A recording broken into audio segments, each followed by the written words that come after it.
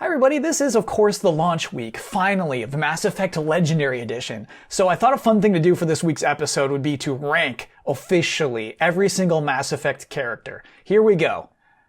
Wood, wood, wood, wood, wood, wood, wood, nah. Wood, wood.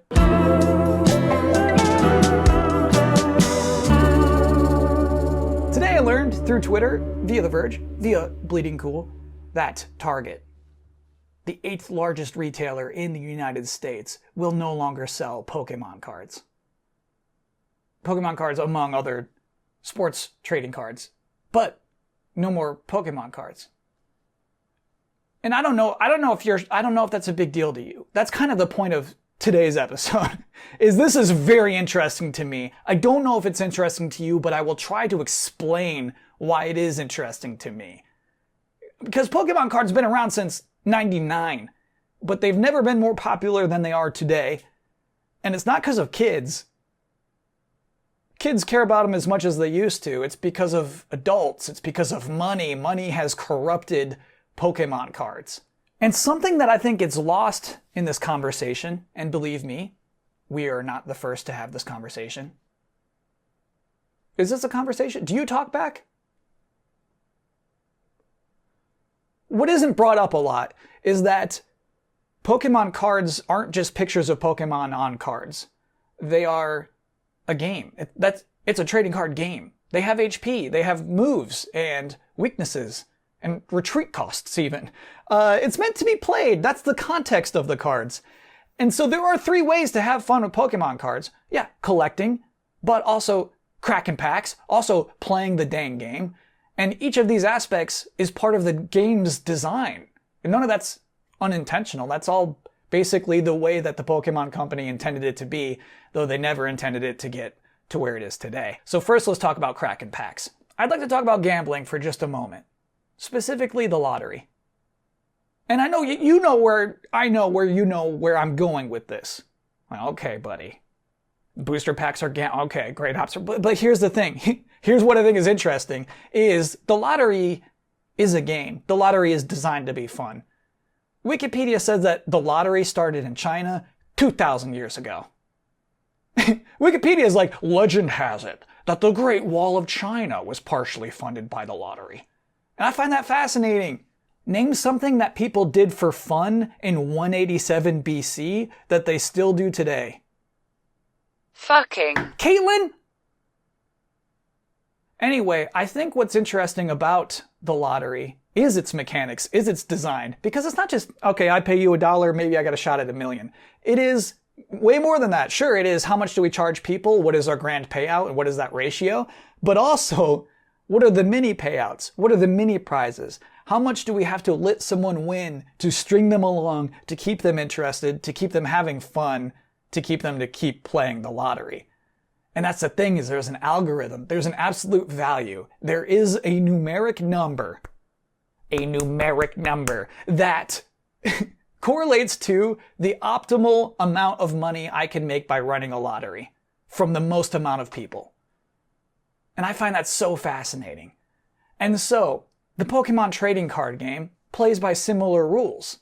A Pokemon trading card game booster pack has 10 cards in it. 5 of them are called common cards. They've decided the values of these cards. These are designated. There are 3 uncommon cards. There is 1 wild card. These can be exciting. It's shiny, and it could be a circle, it could be a shiny circle, or it could be a shiny diamond, or it could be a shiny rare. You never know what you're going to get with your shiny wild card. There is an energy card that's filler. We don't even need to deal with it. And then you have 1 rare card. And this is the fun thing, is that sometimes that rare card totally sucks, and that's by design. They'll never admit to it. They make rare cards that are just meant to be bad. But also, that rare card in that rare slot could also be your full art, holographic, VMAX, whatever. It's just your rarest, shiniest card you could put in your binder. Comes in that exact same slot. And both cards are equally important. You need to feel lucky for pulling the shiny shinies, and you need to feel like trash for pulling the regulars. And it's all the lottery, man. Same reason the Great Wall got funded. It is the exact same thing. We are strung along. It is exciting to buy a pack of Pokemon cards. You know what's not as exciting, frankly, is playing the game. Laid back straight talk with you right now. I don't think Pokemon the trading card game is a particularly well-designed game. I think what's very interesting about it is that it is so opposed to the ethos of the video games and even the anime, in that in those, Pokemon are all valuable. Even the weakest little scrawniest little goober has value, could be useful. In the right time, in the right opportunity, that Pokemon could be a hero against something else. In the TCG, in the trading card game, there are good Pokemon and there are bad Pokemon.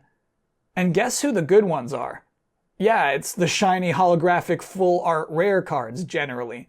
This is fun. You can actually go to the Pokemon website and you can see what cards belong in the Champions deck. Good job, Nico from Germany. Good pulls, bro. But it's sort of a fundamental flaw in the game's design. Maybe this is I don't know. Is this regular trading card games where like you need deep pockets, buddy, if you want to compete? That's probably regular. Ideally, I don't know how you would do this, but like what I would want is like I have the full on. I got a VMAX GX EX. What are you going to do? And I'm like, well, I thought about that. And I have a little Squirtle that has, you know what I'm talking about. Yu-Gi-Oh! I wish Pokemon was Yu-Gi-Oh! Finally, collecting. And this is just to say, this is design, right? We talked earlier about how Pokemon isn't just pictures of Pokemon on cards, but also it wouldn't work if it was just numbers on cards. First and foremost, these are things to be looked at. And they are special. You know, there's a lot of thought put into unique depictions of these hundreds of creatures we've seen thousands of other times. There's a lot of effort there. But this is where things get nasty. As far as I can tell, from anything I've read, this is all of the urgent surge of COVID-19 Pokemon trading card game prices all are rooted from a video that Logan Paul made in which he cracked open some packs. I'm not going to make a Logan Paul dig.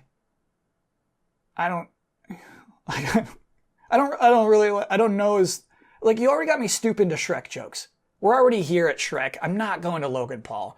And I actually think it's actually interesting. Monetary value isn't weight or volume. You know, it's all arbitrarily assigned.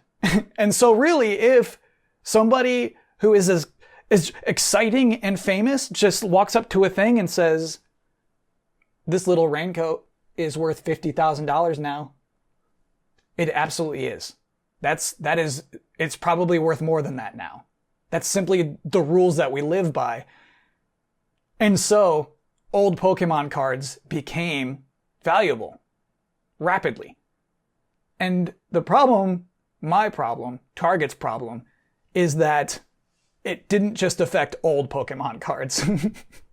It affected the new ones too, which aren't even that valuable. They're not that valuable yet. Who knows? Maybe in 20 years they won't be, but because that's the assigned value to them now, yeah, they're absolutely worth more than the MSRP that Target is putting them on the shelves for, so they disappear immediately. Think of the PlayStation 5. Hard thing to get right now because of scalpers.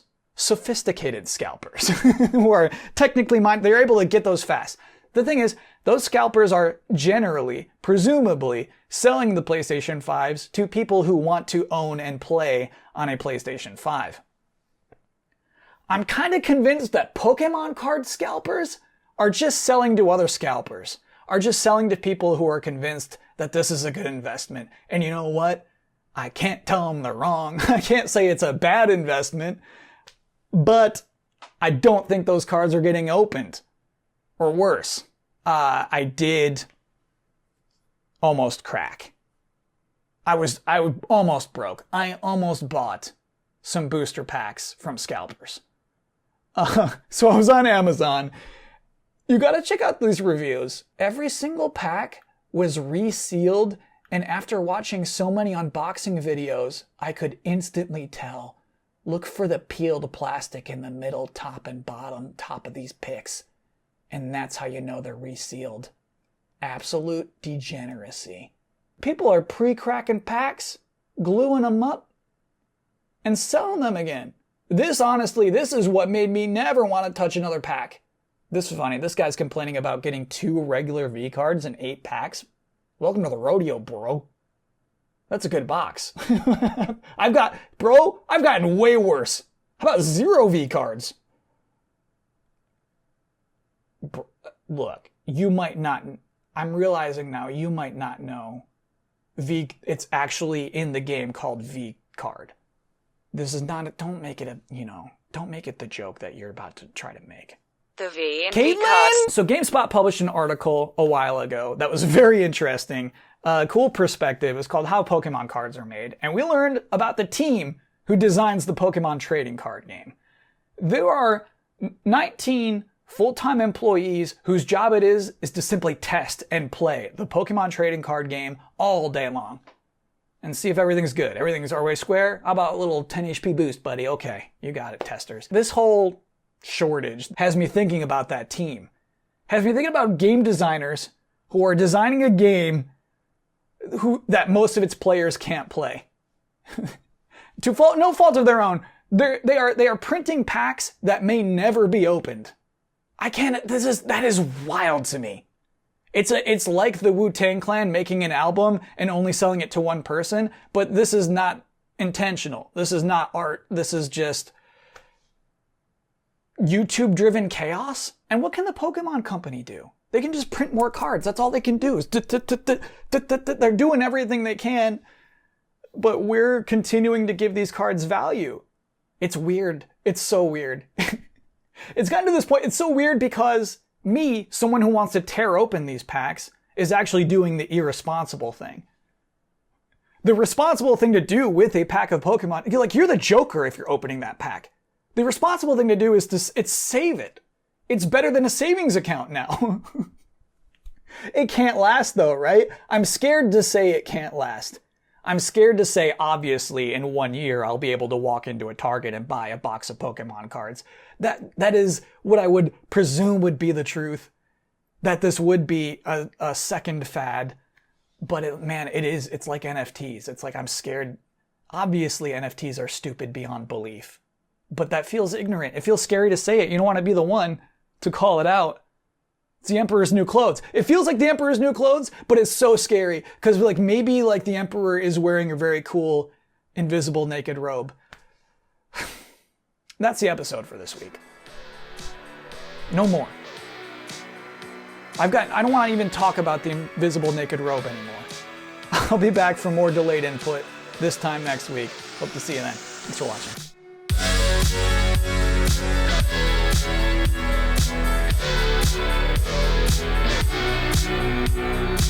Alright, so for this week's bonus bit, I thought an actual fun thing to do would be to open an actual pack of Pokemon cards.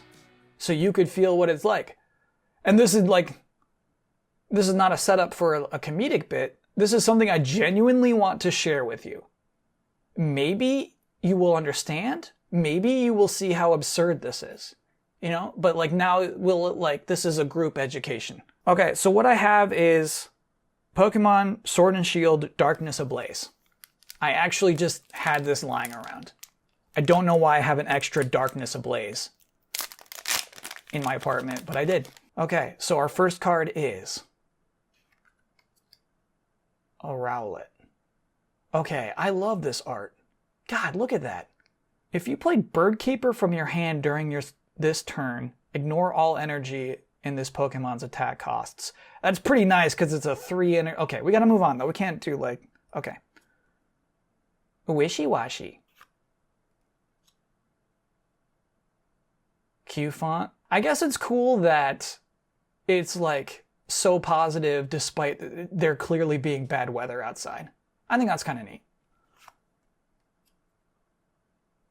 Sinistea. Furtive Drop is a good name for a move. Sinistea! Furtive Drop! Why would you paint this? I love this. I love that. Why would you even paint that? God, that's a nice looking card. All right, so those are our 5 commons. Our next card will be a wild card. We don't know if it's going to be a circle, a diamond, or a star, but it's going to be shiny. Here we go. Okay, it's a shiny trainer card. Glimwood Tangle. Oh, that's filthy. You know what? That's a dirty card. You're filthy, bro. All right, so next up is our star. Here we go. Will it be trash or will it be glamorous? Oh! Oh my God. Look at this glamour. That's a good looking card. Tripping Shot. During your opponent's next turn, the defending Pokemon can't retreat. That's a good card, dude. That's so nice. Whew. Okay, hey, that was nice. We're happy about that. Now we get 3 uncommon cards. Nope, sorry, forgot about the energy card. Again, this is filler. I got plenty of energies, brother. Okay. Heat energy. That's a special energy. It's actually really cool. Fire Pokemon this card is attached to gets plus 20 HP. That's a nice card. We like that. We hate this. No comment. Dugtrio. Dugtrio used to be a star. Dugtrio used to have the honor of being a rare card. I think it fits better as a diamond, to be honest with you. What a mud bomb. Well, that was fun.